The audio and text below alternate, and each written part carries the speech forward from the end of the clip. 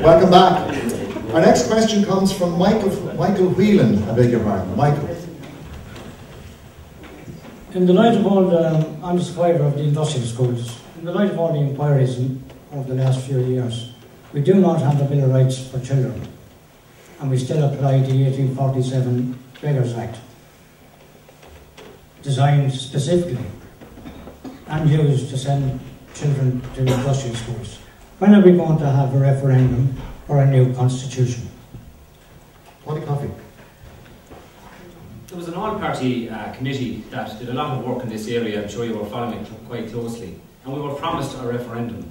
But for some strange reason, I don't know, and I can't answer for the outgoing government, because there was a lot of toing and froing prior to the dissolution of the Dáil. But I honestly think their eye was taken off the ball. They were just caught up in the whole economic crisis.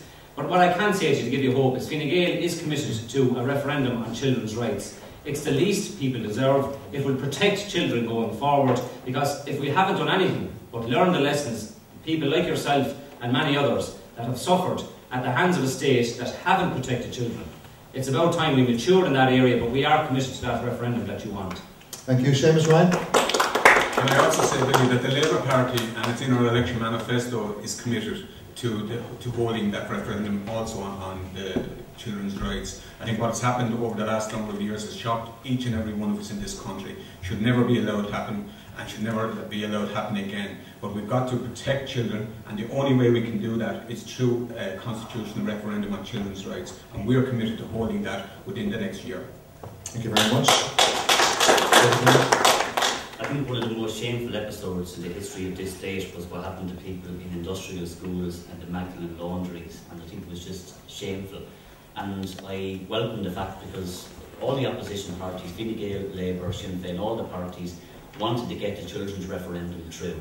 They worked together, but the government blocked that, because at the time, of course, you had the prospect of by-elections, and they didn't want to hold the referendum because they might have been forced to hold the by-elections. What we need to do and make sure is that all of the political parties after the election commit to holding that referendum very, very quickly. Because we spoke earlier about childcare, and I want to make sure that children's rights are vindicated. Whether that's a right, for example, to proper education if you have special needs, if that's a person who needs childcare, or if it's a person who was a victim of what was very, very bad policy by outgoing governments as well. So we need to make sure that that referendum is put in place very, very quickly. Joe Cameron? Yeah, we were talking there a few minutes ago about the sweetheart deals done with the multinationals back in the 60s, and they were probably or possibly suitable for the time then. But what we're looking at is Bunnock and Éireann, which was came into existence in 1937. And Ireland, and the whole face of Ireland, has changed dramatically since 1937. From being a very, very, I suppose, simplistic economy and society to a multinational and very, very disparate nation. And I really think that if we're not going to have a social fragmentation over the years to come, we seriously need to address this whole idea of constitutional reform, and the sooner the better. Okay, thank you very much. I'm very conscious of time. Thank you, Michael, for your question. Our next question comes from John Cluno of the WCTU and Unite Trade Union. My question is in relation to trade union rights, and I think the panel will be aware that Ryanair sought protection from the courts in their attempt to refuse to recognise unions, and in fact they won that case. So my question to the panel is, would you concur with my view that when workers organise to defend their wages and conditions, or to fight against job losses, that their employers should be obliged in industrial legislation to recognise the unions? Okay, Dr. Paddy Coffey? Yeah, like during the Lisbon Treaty, I think this issue came up, the issue of collective bargaining, and Fine Gael supported that idea at that time. I think we're in a very difficult climate now at the moment from an environment or from an economic perspective. And employers are struggling on a day-to-day basis. And the minimum wage is one example, but there's other burdens as well.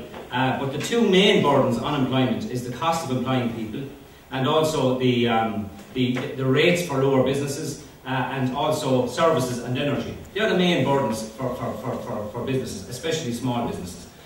I have a difficulty, to be quite honest, with the unions at the moment, because, and I'll be very straight about this, during the social partnership years, a lot of progress, we'd say, was given over to the unions. They achieved a lot for their workers, but it's not serving our country well at the moment, because we are now a high-cost economy, we are not competitive, and until we address those issues, and we address them fast, we the will specific not. question was, hang on, there's no point. Sorry, Mary, I'm sorry, Mary, I'm sorry. Let's respect our candidates. Let's respect our candidates. The specific question was, where do you stand in relation to companies being legally obliged to recognise trade unions if their employees seek such recognition? Where does Fine Gael stand? I have a difficulty with it, and I'm telling you Does straight. your party have a difficulty? Yeah, the party has a difficulty with it as well, because straight up, I'm telling you straight up, a lot of our larger employers in this country don't want unionised, organised work in their employment. They don't want I'm sorry, Mary. they want, I'm sorry. and I'm talking about the bigger companies, the ones that some of the unions and some of the left-wing candidates want to raise the corporation tax. These are the likes of the Genzymes, the Bosch and Lombs, and many other large companies in this country.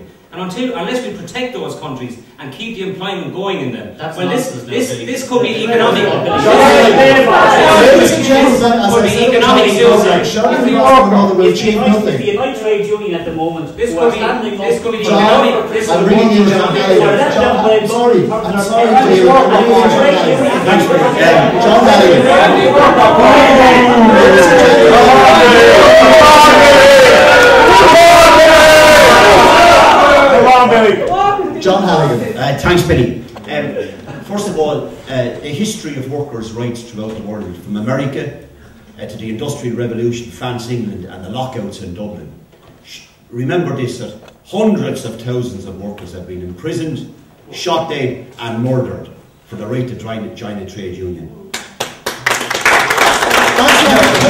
I'm answering the question. And the question is that who can protect workers best? The trade union movement. Whether you like them or you dislike them. And I think it should. Now, I didn't interrupt you, Paudie, and I mean, if you like, I can interrupt you in the next question, but I don't want to do that. I think it's a right and it's a necessity for workers to be protected, particularly in today's climate, as to how they're being treated by some, not all, employers. And I believe that it's a right and it should be in constitutional law that you have a right to join a trade union if you want to be protected and be organised by trade unions. And I believe that actually, even though there's fewer trade unionists in France than what there is in Ireland, but it's the right to join a trade union, and it's legislative that companies have to recognise a trade union. If somebody wants to join a trade union, it has to be recognised. And I don't think there's anything wrong with that. Trade unions have served this country very well. Labour Party policy. Absolutely. Paudie's intervention here, I think, was extraordinary. But anyway, I think to come back to the question, if employees want to join a trade union, they most certainly should have the right to But they have that, they have to start. And just come back to the question. Shouldn't be vilified by the court. I think that's the point. Okay, Seamus, go on. Sorry, Billy. And I just come back to Marie Butler's point there in relation. It was not trade union members up and down this country that caused this economic mess that we're in at the moment. It was caused. Let's be quite clear who caused it. It was caused by bankers who ripped this country off. It was caused by a government in the last 15 years that ripped this country off. That's who caused the economic mess we're in. So let's not be trying to turn this around and trying to blame workers up and down this country. This thing about not recognising trade unions, that's only an attempt to drive wages down in this country. But isn't Labour Party policy, right, that it should be a legal obligation on companies to actually recognise trade unions in all places of employment? That is Labour Party policy? Yes. Okay.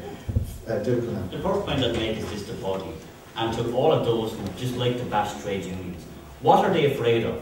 Because it is a person's right to be represented by their trade union, or at least it should be their right. And Paudie started by saying that he supported the Lisbon Treaty because it gave trade union recognition. It did not, because it is up to the member states to implement that, and they have failed to implement it. And I go back to a point I made earlier.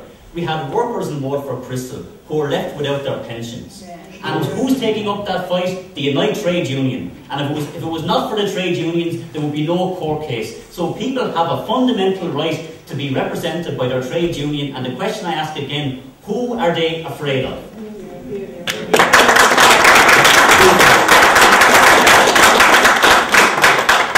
Just very briefly, Look, I was a member of a trade union. I was a trade union representative. What I'm saying, in the current climate, we have a lot of companies that invested foreign direct investment into this country. The likes of Genzyme, the likes of Intel, that are employing thousands in this country.